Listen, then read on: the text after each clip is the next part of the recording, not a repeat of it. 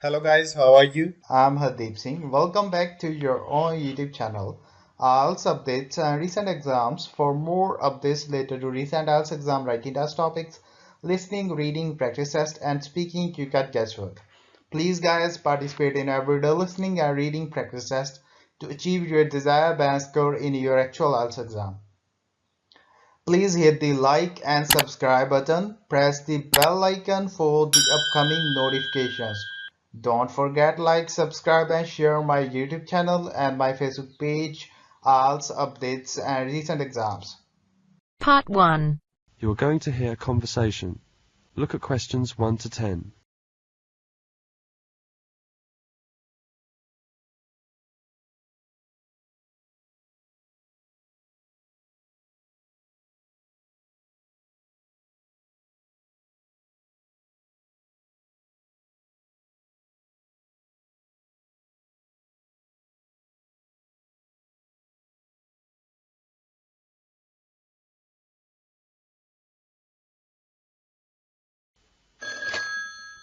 Two 7785093 Sports Centre. Hi, is that you, Charles? How are you? Fine, thank you. And you? Linda, I'm so glad that you phoned. How's your art study in London? Fine. Everything is going on quite well. And how's your teaching? Okay. The students are very good and they're keen on the tennis lesson. Oh, did I tell you about my trip to London? Yes. When are you coming? I'm leaving tomorrow afternoon at 2. My flight number is BA207 and I will get to the Heathrow Airport at 4. Flight BA207 at 4 tomorrow. Fine. Linda, can you meet me at the airport tomorrow?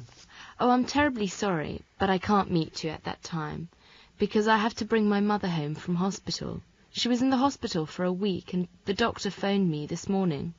I see. It's all right. I can manage to find your place by myself. Well, Charles, my neighbour Peter Wilson has kindly offered to meet you and take you home by car. Oh, it's good. But I hope it doesn't cause you any trouble. Oh, no. Mr. Wilson is a flight attendant. He works at the Heathrow Airport. I see. But I don't know him. Yeah, as you have never met him before, I shall describe him to you. That will help. Hang on a second, and I will get a pen and a piece of paper to write them down. Before you hear the rest of the conversation, you have some time to look at questions 7 to 10.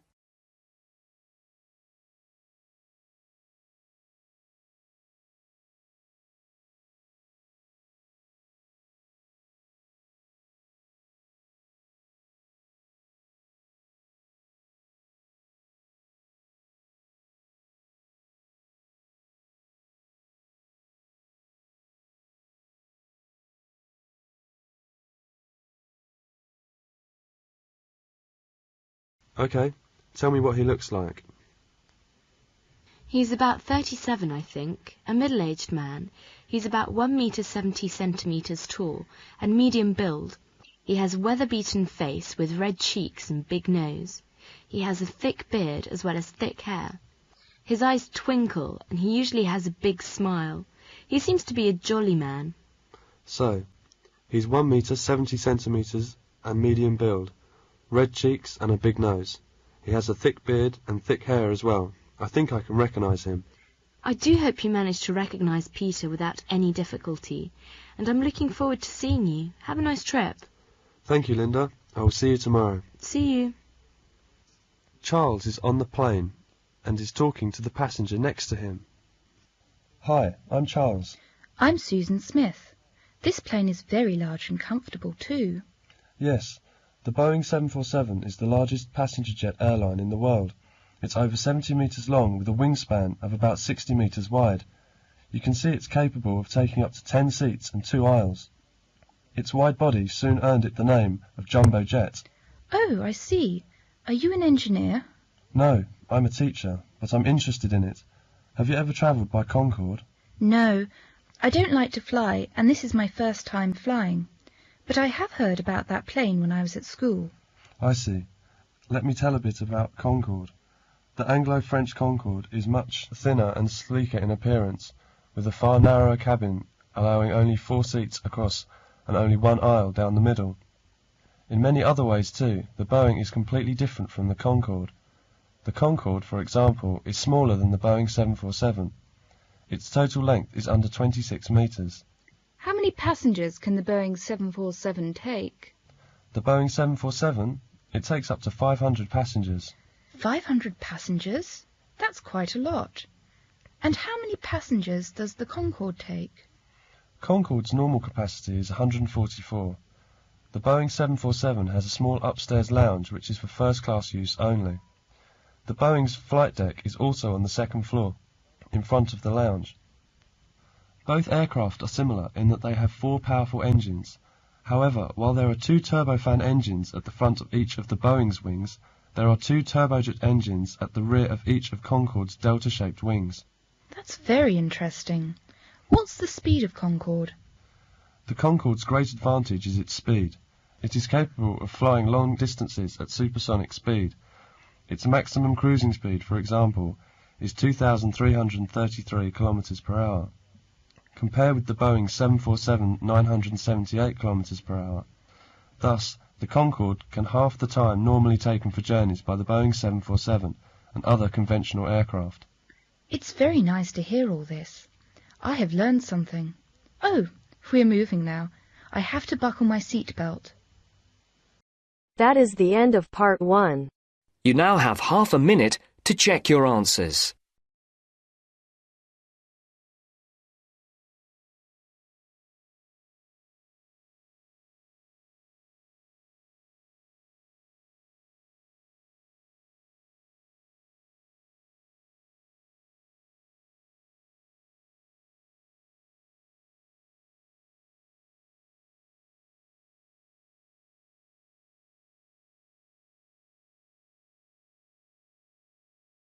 Now turns to part 2. You'll hear part of a free class about safety around campus. First, you have some time to look at questions 11 to 14.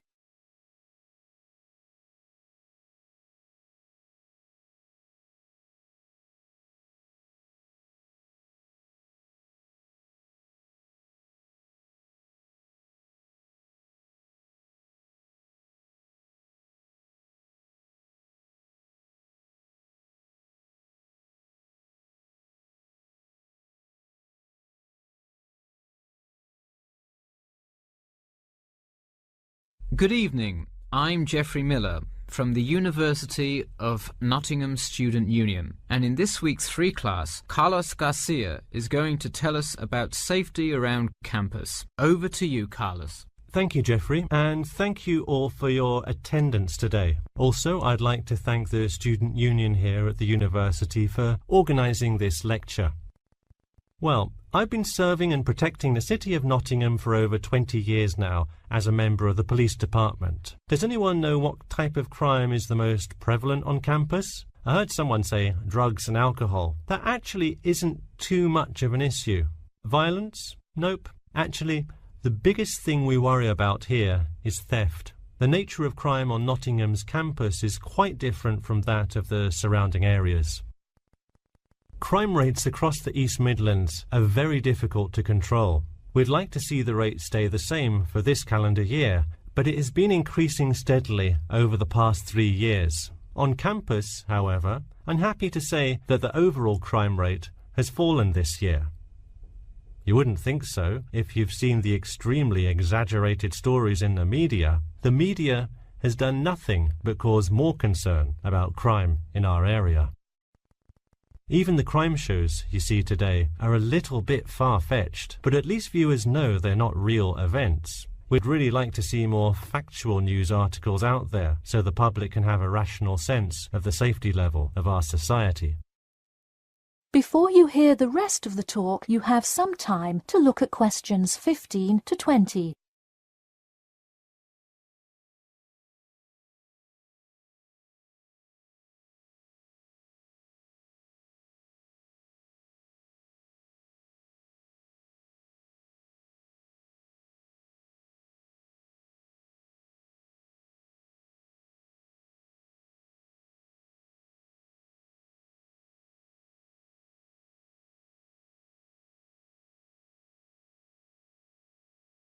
Okay, Let's move on to what to do when you see a crime. Do not get involved if at all possible, and do not draw too much attention to yourself by running away in a conspicuous manner. Though most likely, and hopefully, you will not have to experience this situation, if you are being mugged, please do not try to resist. Instead, be compliant and seek help after the incident. Like I said, though, it is highly unlikely that you will find yourself amidst a crime, but it is important to be prepared should it ever happen. We find that educating students and staff on the correct precautions to take is the best way to increase your safety. Just remember to be smart when you're out late at night and avoid any area or person that looks suspicious. I know it sounds obvious, but I cannot stress this enough. It's also not a bad idea to have your mobile phone with you at all times, but be careful. If you're chatting on your smartphone on your way home, you're a prime target for thieves. I'd like to see a show of hands. How many people have left work or the library after 10 p.m. to go home before?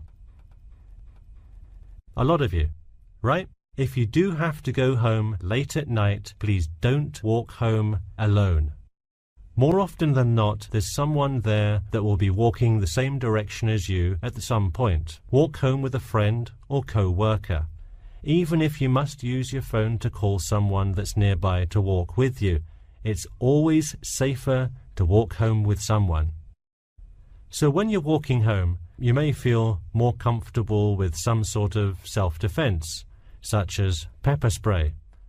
Now, it's your call whether you want to carry something like this or not. However, I absolutely advise against carrying a knife or any other offensive weapon. All too often, they can be used against you if you're disarmed, putting yourself in more danger. For all those interested, the Recreation Centre offers a free self-defense class to all students every Thursday evening. While obviously an introductory self-defense class may not equip you to fight off villains like a regular superhero, it does come in handy sometimes. After taking a self-defense class, you'll surely be more aware of possible dangers and how to deal with them. So hopefully now you have a more complete understanding of the nature of crimes committed on your campus and how to avoid being a victim. I know most students at the University of Nottingham are not the criminal types, but remember that there is no barrier like a wall or something keeping non-students out. There's no army force securing the borders, and I doubt anyone wants it that way. The campus is generally a safe place, but it's not immune to small crimes once in a while. Alright, that's all I have to say for today. Stay safe.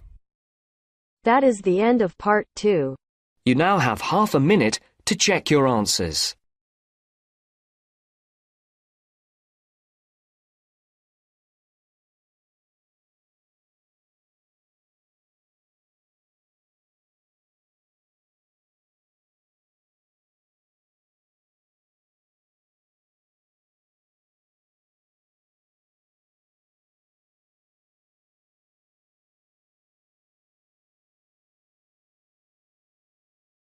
Now turns to part 3.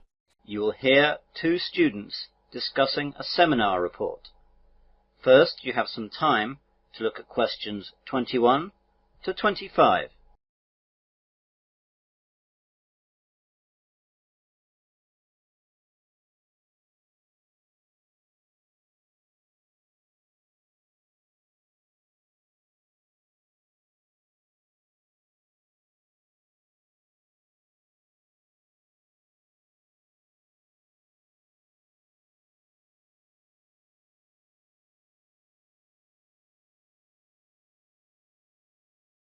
Hi Adrian, what are you reading?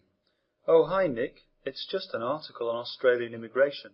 I'm doing a report on it next week in a seminar for Dr. Ronaldson. On immigration? That sounds exciting stuff. Yes, it's not really very exciting, but there are some interesting bits. Such as? Well, for example, did you know that immigration to Australia first started over 50,000 years ago, when the ancestors of Australian Aborigines arrived via Indonesia and New Guinea? I can't say I did know that the Aborigines arrived in that way. Exactly. It's not as boring as you might think. Well, do you want to run through some of your ideas? I'm not doing anything right now. That would be great, thanks. Fire away then. Okay. Well, after the Aborigines, there was obviously a big gap until the next settlers arrived from London. Europeans began landing in the 1600s and 1700s, and the country was colonized by Britain in 1788. Weren't the first colonists just criminals transported by Britain? Britain certainly used the colony as a place to send their undesirables. The first colony was formally proclaimed as New South Wales on February the 7th, and this European settlement certainly did begin with a troop of petty criminals, second-rate soldiers, and a crew of sailors. When did other people start arriving? Immigration really sped up after the discovery of gold in Australia. The gold rush era, beginning in 1851, led to an enormous expansion in population all through the reign of Queen Victoria. And did that continue strongly? Not really. After the excitement of the gold rush died down, immigration slowed down considerably. The popularity of Australia as a place to go and live only really shot up after the Second World War. Didn't that cause problems as well? Yes. For a country that is well known today for its multicultural diversity and tolerance, Australia has had a checkered past. After the federation of all the Australian states, the White Australia policy was created to counteract flows of non-whites to Australia, and this policy became even more popular after the population push following the war. How did the policy come about? The origin of the policy can be traced back to the 1850s, when large numbers of Chinese immigrated to Australia to look for gold or to set up businesses such as restaurants. The Anglo-Australian population resented the Chinese, who were undercutting white labour prices. In response, the newly self-governing colonies introduced restrictions on Chinese immigration. By 1888, Chinese were excluded from all the Australian colonies, although those Chinese who were already in Australia were not deported. And how long did it go on for? The effective end of the White Australia policy is usually dated to 1973, when the Whitlam Labour government implemented a series of amendments preventing the enforcement of racial aspects of the immigration law. It had been fading for some years, though. Under the 1950 Colombo Plan, students from Asian countries were admitted to study at Australian universities. This trend continued when in 1957 non-whites with 15 years residence in Australia were allowed to become citizens. You now have some time to look at questions 26 to 30.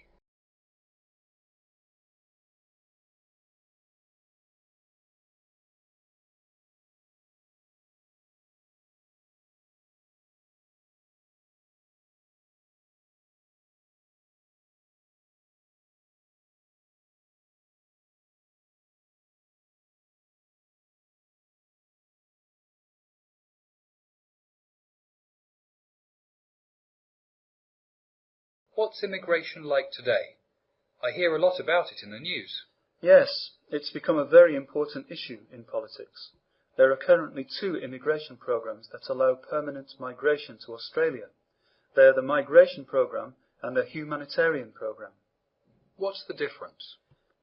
To be accepted into Australia under the Migration Program, a person must be a skilled migrant or sponsored by a family member that already lives in Australia. The Department of Immigration says that the Migration Program for 2004-2005 has 120,000 places available for migrants, with a strong focus on attracting skilled people and people who agree to live in regional areas of Australia. What about the other program? What's it called again? The Humanitarian Program. It's designed for refugees and others in special humanitarian need. One component of the Humanitarian Program is the Offshore Resettlement Program, which assists people in humanitarian need overseas, for whom resettlement in another country is the only option. The other component is for those people already in Australia who arrived on temporary visas or in an unauthorised manner, and who claim Australia's protection. The Department of Immigration says that the size of the 2004 and 2005 Humanitarian Program is 13,000 places. What about illegal immigration? Do you know anything about that too? Just a bit. That's what I'm working on now. Illegal migrants under Australia's immigration laws are those who enter Australia without authority, overstay visas, work without appropriate approval, or have their visas cancelled. Australia's Migration Act in 1958 requires that all non-Australian citizens who are unlawfully in Australia be detained, and that unless they are given permission to remain in Australia, they must be deported as soon as is practical. Well, that sounds pretty good. I'm sure your presentation will be excellent. Thanks, I hope so. That is the end of part 3. You now have half a minute to check your answers.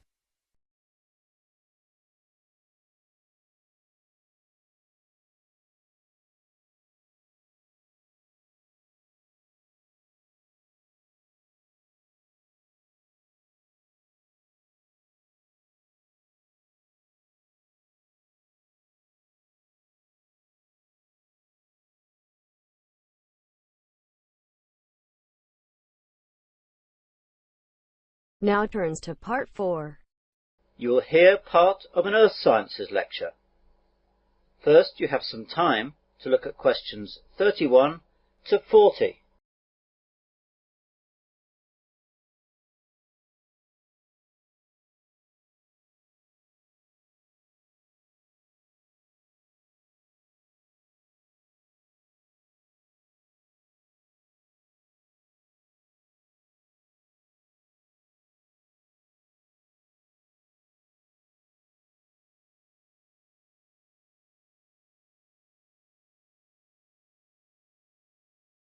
Good morning and welcome to this Earth Sciences lecture.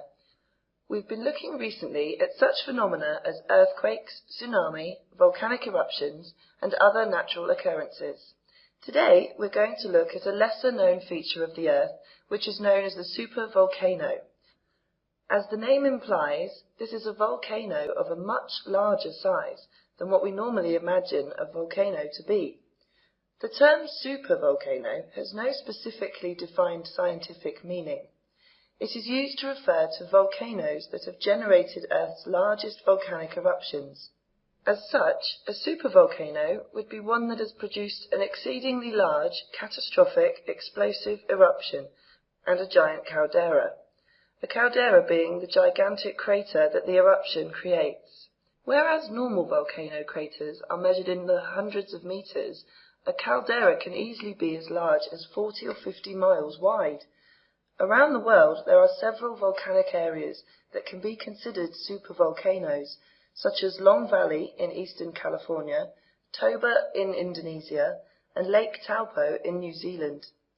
There are also other large calderas in Japan, Indonesia, Scotland, and Alaska. Not all the calderas are active though. Normal volcanoes are formed by a column of magma rising from deep within the Earth, erupting on the surface and hardening in layers down the sides. This forms the familiar cone-shaped mountain we associate with volcanoes. Supervolcanoes, however, begin life when magma rises from the Earth's mantle to create a boiling reservoir in the Earth's crust. This chamber increases to an enormous size, building up colossal pressure until it finally erupts. An explosion like this could send ash, dust and sulfur dioxide into the atmosphere, reflecting the sun's rays and creating a cold wave lasting several years.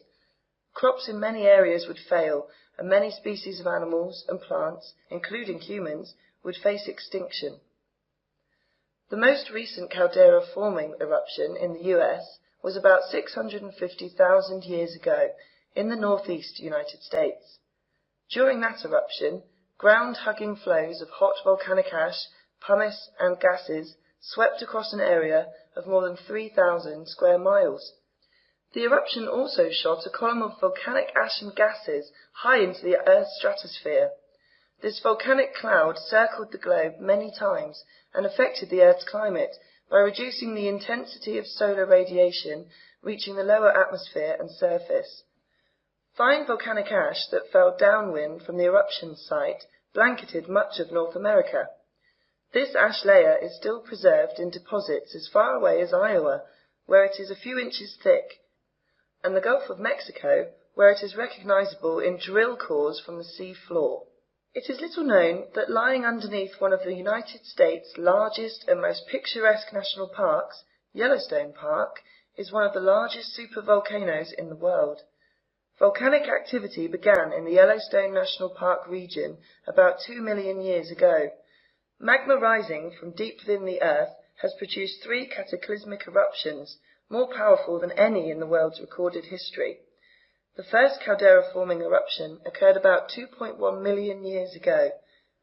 The eruptive blast removed so much magma from its subsurface storage reservoir that the ground above it collapsed into the magma chamber and left a caldera larger than the state of Rhode Island. The huge caldera measured as much as 50 miles long, 40 miles wide, and hundreds of meters deep, extending from outside Yellowstone National Park into the central area of the park. Scientists have revealed that Yellowstone Park has been on a regular eruption cycle of 600,000 years. The last eruption was 640,000 years ago, so the next is overdue. The next eruption could be 2,500 times the size of the 1980 Mount St. Helens eruption. Volcanologists have been tracking the movement of magma under the park and have calculated that in parts of Yellowstone the ground has risen over 0.7 of a meter this century. This means the magma is rising. Geologists have called for a task force to be set up to consider emergency management in the event of a massive volcanic eruption or super-eruption. Experts say such an event would have a colossal impact on a global scale. The fallout from a super-eruption could cause a volcanic winter, devastating global agriculture and causing mass starvation. One past super-eruption struck at Toba in Sumatra 74,000 years ago, and is thought by some to have driven the human race to the edge of extinction. Signs from DNA suggest human numbers could have dropped to about 10,000, probably as a result of the effects of climate change. The volcanic winter resulting from a super-eruption could last several years or decades, depending on the scale of an eruption, and according to recent computer models, could cause cooling on a global scale by 5 to 10 degrees Celsius. That is the end of part 4. You now have half a minute to check your answers.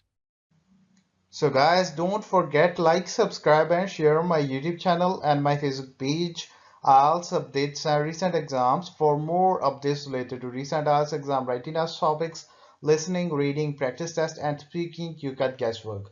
Please guys, participate in everyday new IELTS listening and reading practice tests to achieve your desired band score in your actual IELTS exam. For more IELTS material, visit my official website www.ieltsupdatesandrecentexams.com. The link is given below in the description. If you need PDF files of latest IELTS material, then please join my Telegram channel. So guys, please write your score below the comment section.